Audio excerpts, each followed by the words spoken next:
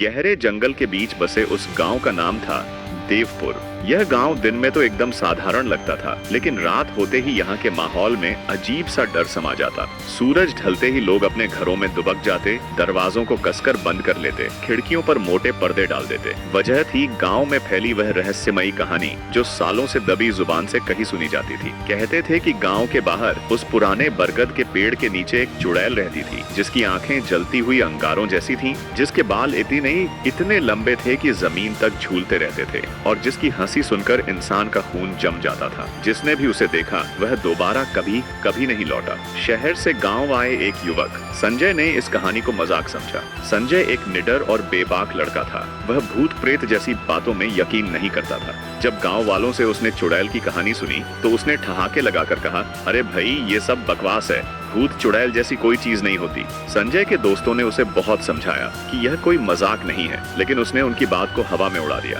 आखिरकार उसने उन्हें चुनौती दी, मैं आज रात वहां जाऊंगा और सबको दिखाऊंगा कि यह सब सिर्फ अफवाह है। उसकी इस जिद को सुनकर गांव के बुजुर्गों ने उसे चेतावनी दी, बेटा, जो तू करने जा रहा है वह मत कर, वहां जो भी गया वह जिंदा नहीं लौटा। पर संजय ने उनकी बात को भी मजाक समझा और रात 12 बजे उस पेड़ के नीचे जाने की ठान ली। आधी रात का सफर। रात गहराते ही संजय अपने मोबाइल की टॉर्च जलाकर जंगल की ओर निकल पड़ा। घड़ी में ठीक 12 बज रहे थे। रास्ता बेहद सुनसान था।